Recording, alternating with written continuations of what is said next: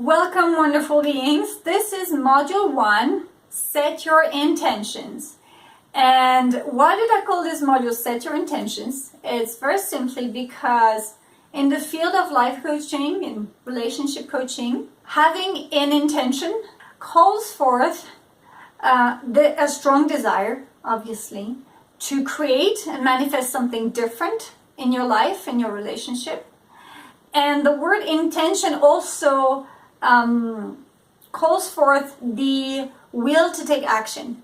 This is about you making some changes and taking some actions that are going to be beneficial not only for yourself but also for how you interact with your partner.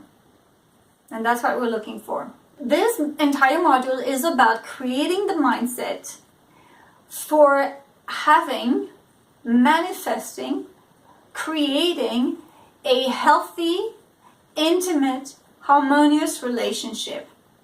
And mindset comes from the word mind. A lot of it has to do with our thinking and the way we perceive things. And my goal for you here is to help you look at your situation and yourself from a wider angle. And when you open up your eyes bigger, if you will, and your field of awareness and consciousness, you will be able to see solutions and ways of thinking, feeling, behaving that were not available to you before. So first, let's get started with the state of your relationship as it is now. In your workbook, let's take a brief assessment, and it's the first section there. It's called Rate Your Level of Satisfaction with your relationship, in your relationship. It's very simple, from 0 to 10. Don't think about it too much. 0 being the lowest and 10 being the highest. How satisfied are you in your relationship with your partner at the moment? Well, I'm going to say most of the time. There you go. Don't overthink it. The second question that I have for you here is, how would you define the current state of your relationship? Most of the time, what is it like to be in relationship with your significant other? What does it feel like? What does it look like? What happens for you guys on a regular basis? So take a few minutes here. Feel free to pause the video if needed. And the last question we have here is, how do you most often feel in your relationship and towards your partner? This is when we dive a little bit deeper into feelings, emotions, and they are very important in a relationship. We are sentient, emotional beings, and especially with intimate relationships, our emotions are triggered a lot, and we act from an emotional space a lot of the time, even when we don't realize we do. And so I'd like you to think about, how do I feel most often in my relationship? Or when I am with my partner, how do I feel like most of the time? When I think about my partner, how do I feel like most of the time? So let me give you an example here.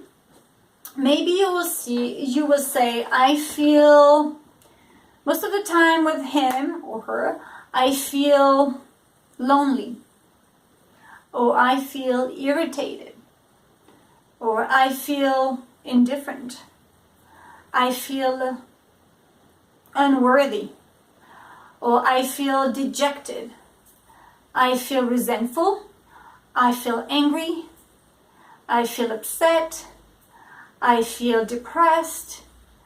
There's all sorts of emotions that you may be feeling on a regular basis. If this proves to be challenging, and I wouldn't be surprised if it is challenging for you to put a word on top of the feeling, there's a bit of a cheat sheet at the end of this workbook. It gives you a list of emotions. And it gives you a list of all the negative emotions, the ones that feel disempowering, the emotions that don't feel good.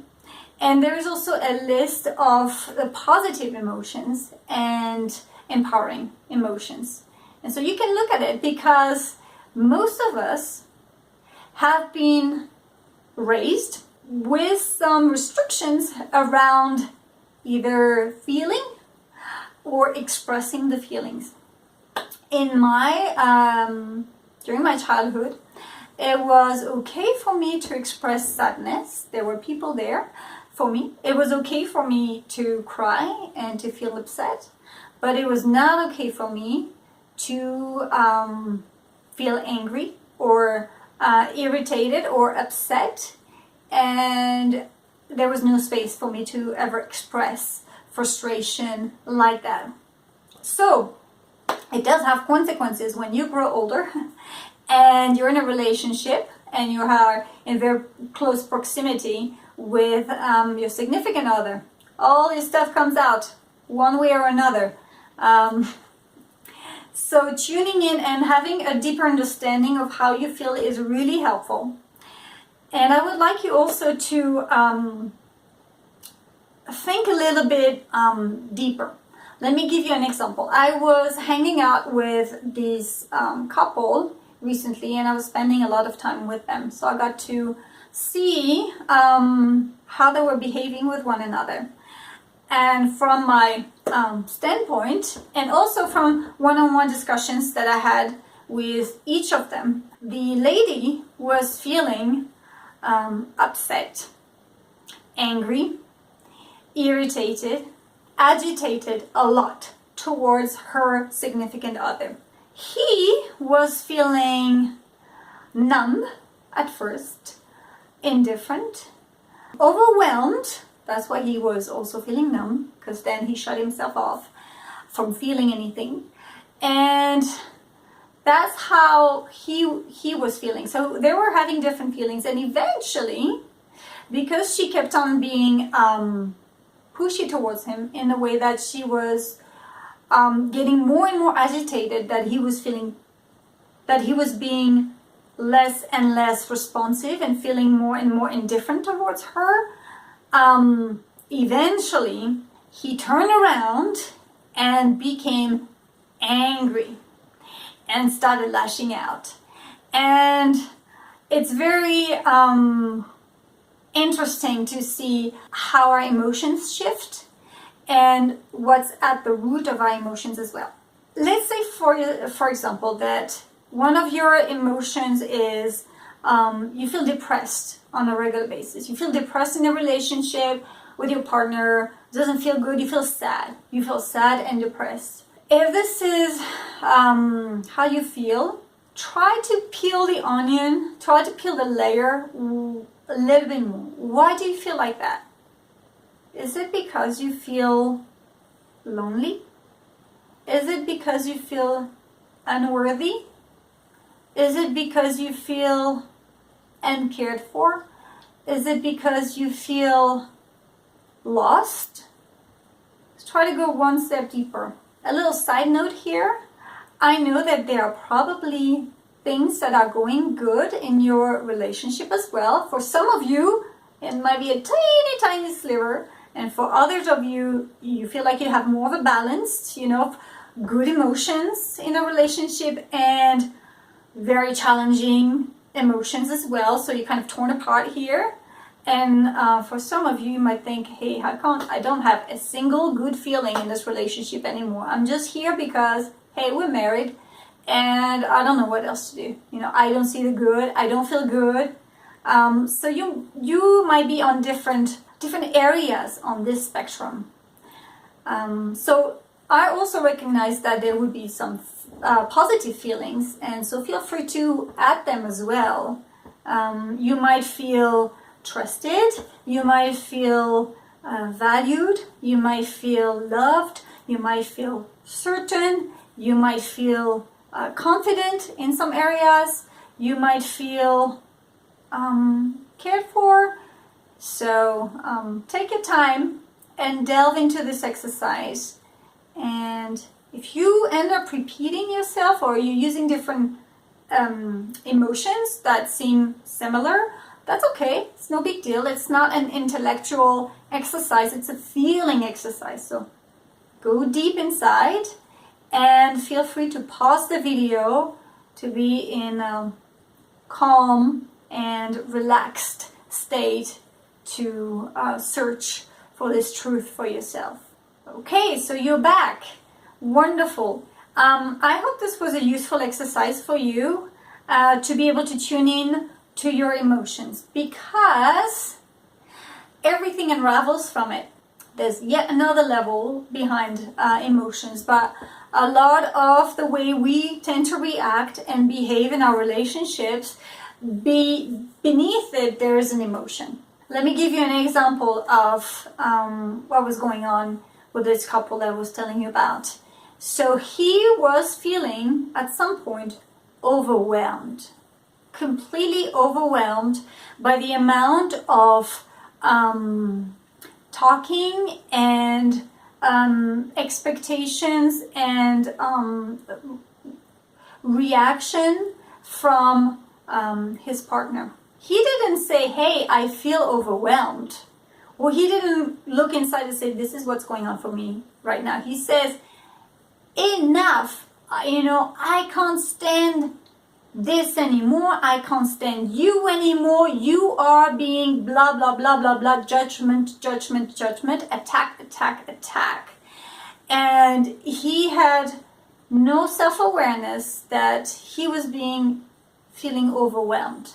He went straight for the jugular, and she reacted back. So it's a very empowering place to look within and be in touch with our emotions. It's something you may have to learn, and it's something that you may have to feel a lot more. Because then once this part is strengthened, then you can start communicating in a different way, because you can start expressing what's going on for you as opposed to going for attack, defense, judgment, labeling, name calling, whatever is very destructive to the relationship. Before we end this video together, I want to point out to you that the solutions to a challenge does not come from the same level of awareness and consciousness that created the problem in the first place. What this means is that if you are having some certain challenges within yourself or with your partner, you're going to need to raise the bar. And I'm here to help you do that in terms of setting higher standards, not for your partner, because we're not looking at changing him, but different standards for you to show up in the relationship from your authentic self. I prefer to call it from your higher self. And your higher self is a place where you have a lot of resourcefulness, where you feel empowered, when you feel confident, when you feel vulnerable in the right way, when you feel approachable, when you feel open, when you feel relaxed, when you feel alive, when you feel joyous. All of these positive emotions and empowering emotions that you feel when your heart is opened up, when your soul is opened up, and where you see and feel the bigger picture. When you can reach out to the other one and meet them there and see what's going on for them, feel what's going on for them. It's a great resource to tap into that's going to make you feel very much stronger. So with this being said, let's move on to the first lesson, the next video, called Destination Happy Relationship. See you soon.